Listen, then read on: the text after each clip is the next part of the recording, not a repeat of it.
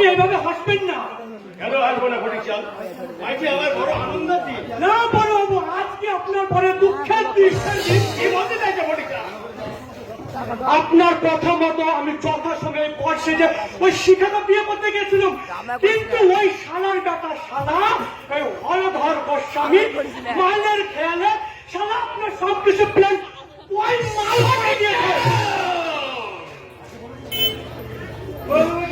কে যাবে ফটিকচাঁদ? কোনো দোষ নেই বড় বাবু, ওই ছোট্ট ওই সারা পেয়ে যাবে আমার বাচ্চাটা। আরে শিখার বিয়ে আগে যথালগ্নি হয়ে গেছে বড় বাবু, কোনো বলবো কি ফসকে যাবে? এই একটু যদি চেষ্টা করেন না, মাল আপনার কাছে গোডাউনে চলে আসবে বড় বাবু। গোডাউনে চলে আসবে মানে কি বলতে চাইছে হলধর? বাতি না পেলে আবার আমার বুদ্ধি বের হয় না। আচ্ছা এই না কিন্তু ছলে বলে কৌশলে সেভাবে হোক ওই শিখা এবং আর বৌদি মনোরমাকে বাঁচাই। অবশ্যই পেয়ে যাবে। বাতি যখন আমার হাতে এসে গেছে, ওই ধরনের মাল আপনার এই বেডরুম পর্যন্ত চলে এসেছে। বাবু বলবে কি ফসকে যাবে? ওই আকাশ চ্যাটার্জি এবং শিখা সুন্দরীকে যে বেজন্মটা বিয়ে করেছে, শুনলাম নাকি তার সাত তুলে পাতি দেবো আর কেউ নেই। বাবা কুকুর দেখেছো, কিন্তু কুকুর ভাত তখনই বেশ বেশ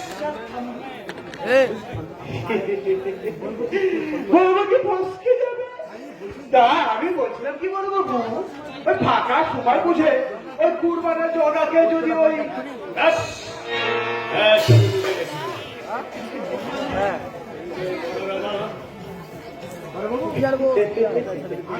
বলে বাবু ওই আকাশ চ্যাটার্জি সংসারে চিতা জ্বালানোর কাজ সাজা হয়ে গেছে, ওই শুধুমাত্র আগুন দেওয়ার অপেক্ষা।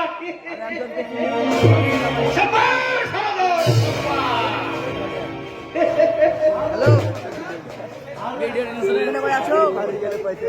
আরো 100 টাকা তোমাকে দিলাম। বড় বাবু আগে আমার মেয়ে লোপা তার যৌবন যন্ত্র দিয়ে ওই ধুবর শরীর থেকে দয়া মায়া বিবেক মনুষ্যত্ব বার করে তারপরে লোপার সঙ্গে আমার ইয়ে মানে বিয়ে। তার আগে যে আমার হাতে অনেক কাজ জমা হয়েছে বাবা ফটিকচাঁদ। কি কাজ? ওই আকাশ চ্যাটার্জির বউ ভাই নক্ষত্রকে বাড়ি থেকে তাড়াতে হবে, আর ধ্রুবকে টেনে বাড়ি থেকে নিয়ে আসতে হবে শহরের ফ্ল্যাটে। তারপর বলবো কি ফুসকে যাবে